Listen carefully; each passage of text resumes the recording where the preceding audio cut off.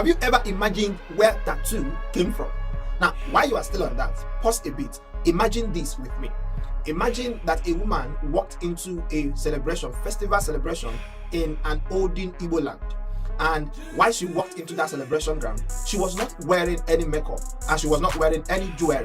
It was just her body, her skin that was drawn with a pattern that is so beautiful that would probably fade in just a week. Those patterns were not just for beauty, they were also for a message. They were meaningful, passing a message. So they were speaking even without saying a word. Have you heard about this before? If not, don't worry. At the end of this video, you will find out the name and how it was practiced. We'll also find out the meaning of most of these patterns in the olden Igbo land.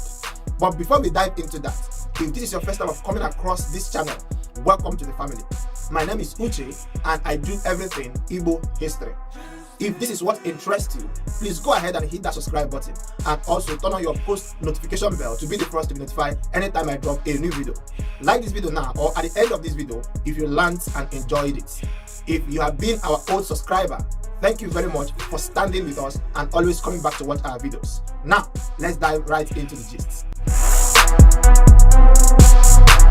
This pattern that was drawn by our women on their body is called ULI and it looks like a tattoo. So it begs to ask the question, does it mean that white men or white people learned tattoo from us? We'll find out before the end of this video. But for now, let's talk about ULI. ULI was more than just a beauty. It was a language. Our women used it to speak even without saying a word. Their bodies and even the walls of their houses told stories through it.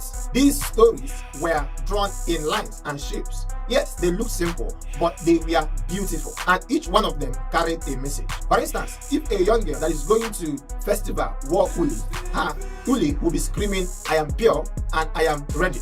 But if a nursing mother wears ULI, her design will be screaming life and protection. Even the walls of sacred houses that wore ULI was screaming fertility, wealth, and blessing. But wait, think about it. Back then, people do not have to post their quotes on Instagram or WhatsApp just like we do it today. They just have to draw it on their body. So their quotes were worn on their body as patterns, shapes, and lines that were beautiful. But here is the interesting part. There were no needles and there were no machines. So they had to just use plants and sticks. Can you imagine that? So they have to crush the leaves of the plant to make the dye and then draw their designs using their fingers or a chewed stick. But then this is the part that really amazes me. That ULI that they drew on their body was not meant to last forever.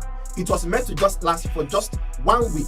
But that is the whole point, because it reminded them that life doesn't last forever, and so therefore beauty doesn't have to last forever in order for it to matter. Isn't that deep?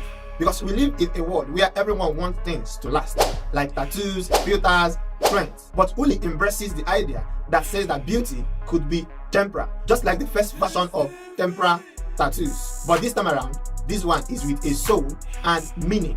Anyway, sadly, things changed when colonial influence came in. Modern beauty style took over and ULI began to fade not just on our women's body but on our memory.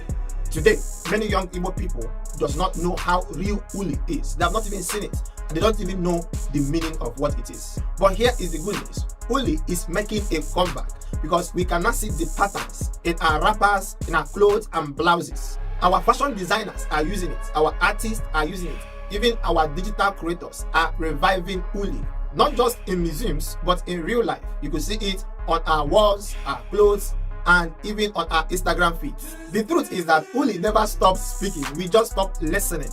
So let me know what you think in the comment section. Is this something that you have tried before? Have you seen anybody who wore ULI on real life? Meanwhile, if you enjoyed this video and you want more of Igbo history, hit that subscribe button and turn on your post notification bell so that you'll be the first to be notified anytime I drop a new video. Please like this video, help me and like this video, and also make sure to share it. Thank you for always coming back to watch our videos. My name is Uche and I'll see you on the next video.